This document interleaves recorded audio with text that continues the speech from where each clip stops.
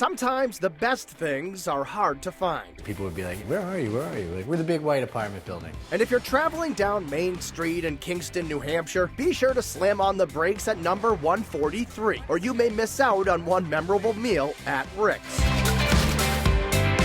Set in a space that looks more like a house, Rick's Food and Spirits is the brainchild of Rick Korn, a lifelong chef who's worked at some of the best restaurants around and brought all that culinary know-how back to his hometown. Kind of grew up in Kingston, and my first job was washing dishes. I couldn't imagine doing anything else. Being in the restaurant business is just, it's in your blood. There's nothing else like the rush when you're crushing it. It's just the best feeling. And while he's cooking up tasty pub fare, General Manager Greg Rogers is working the casual dining room, making sure every customer is content. You almost have that cheersy vibe. We have a really good mixture crowd here. Everybody feels comfortable. And the menu is a lineup of amped-up comfort food done right. Everything we do here is top of what it should be. You use good ingredients, you make good food.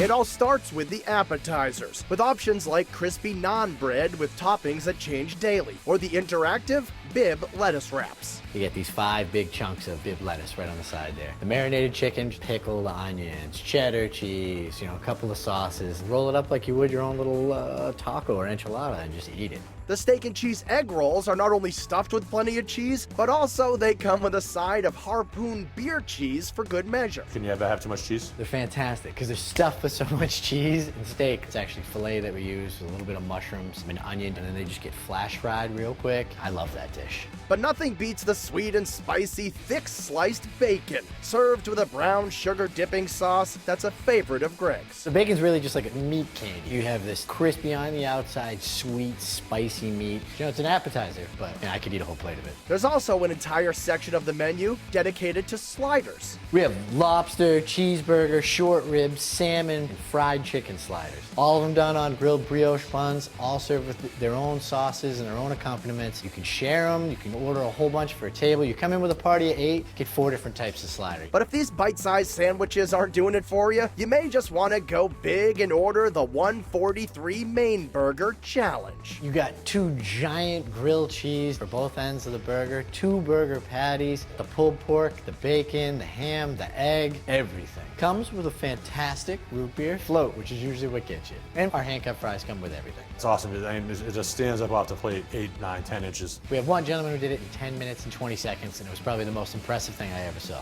That gentleman happens to be Rick's regular, Bring it on, Adam Bars, who constantly comes back to the restaurant to beat his own record. My name is Adam. A delicious burger. Today I am taking on the burger challenge. As you know, you have 30 minutes to finish this. I'm hoping to beat my record. Ready? Start. So the way I like to attack something like this, you have to break it apart, and then eventually you make yourself a nice, manageable burger. And from there, I like to go right to the fries and finally the shake just to wash it all down. And while it may be a lot of food, it's so tasty, putting it back isn't really much of a challenge at all. But I just wanted to announce that our current record holder for the 143 burger just broke his own record, 9 minutes, 21 seconds. So let's give him a round of applause. I feel awful. I mean, fantastic right now. That was actually delicious. My compliments to the chef.